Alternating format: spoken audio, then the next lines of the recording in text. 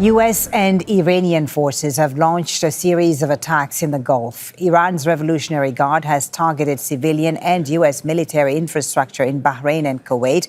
The IRGC says the attacks were in response to a U.S. attack on an Iranian oil tanker near the Strait of Hormuz.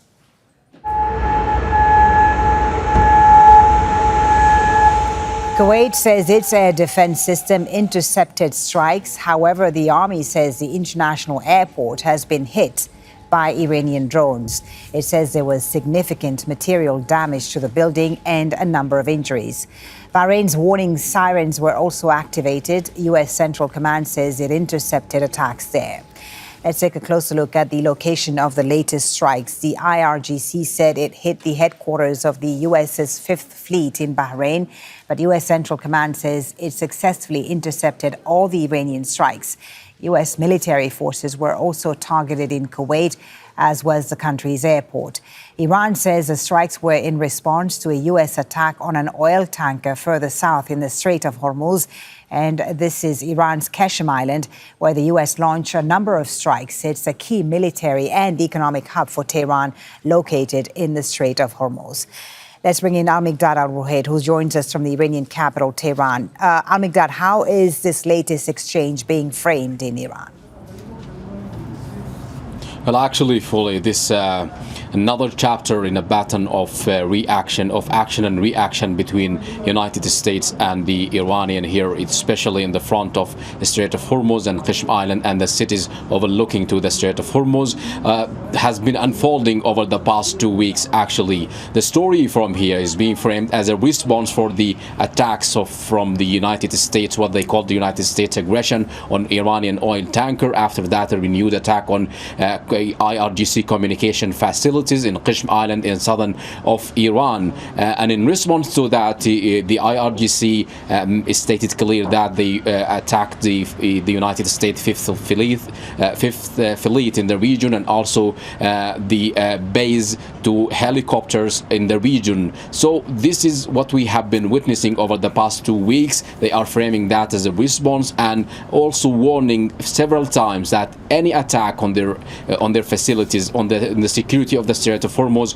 will be faced with what they called a different response and precise response. So also we have a political framing here from the speaker, from the spokesman for Parliament's National Security Committee.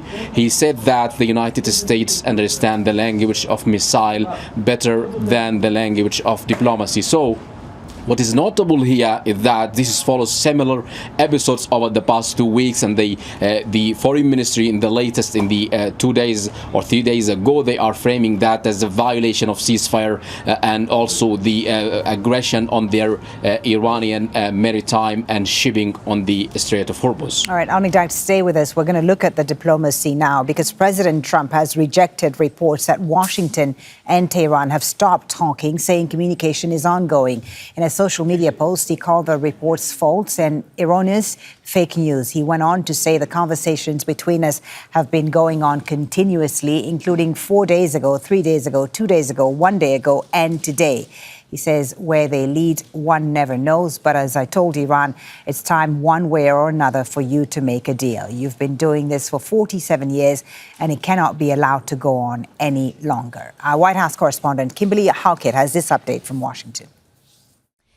In a statement, U.S. Central Command saying that the U.S. military conducted airstrikes in what it says was self-defense on Iran's Qeshm Island. Now, this, the United States says, was in response to attempted attacks on June 2nd against regional neighbors. And what we know is that the United States says that it was able to not only intercept missiles that were fired towards Bahrain along with Bahraini forces, but also that 2 of the Iranian ballistic missiles fired at Kuwait either fell short of their target or broke apart. Now, the U.S. Central Command also stating that there was an attempt to attack by Iran, regional mariners, but that those were also unsuccessful. Again, the United States saying not only was the U.S. military action self-defense, but it insists that the ceasefire is still ongoing. Meantime, we know that U.S. President Donald Trump, in a Truth Social post on Tuesday,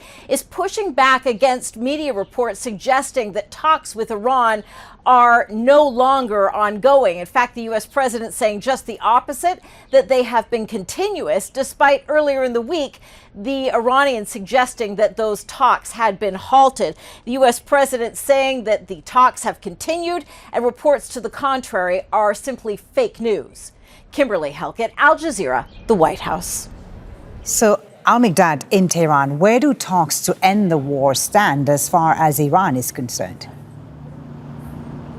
Well, actually, the situation is worsened after the Israeli intensify their attacks on the southern Lebanon. We have been receiving a lot of uncoordinated messages from the different leadership here, and also the Iranian media framing that there is a halt of exchanging of messaging. There is no clear indication that the talks stopped completely, but the exchange of message here from Iranian media, they are framing that, for example, Fars News Agency, Tasnim News Agency, and I'm reading from Fars News Agency, according to their correspondent, that in part of their report, an informed source to the Fars News Agency said the message exchanges between Iran and the United States regarding what is referred as an initial memorandum of understanding between Tehran and Washington have been halted for at least several days.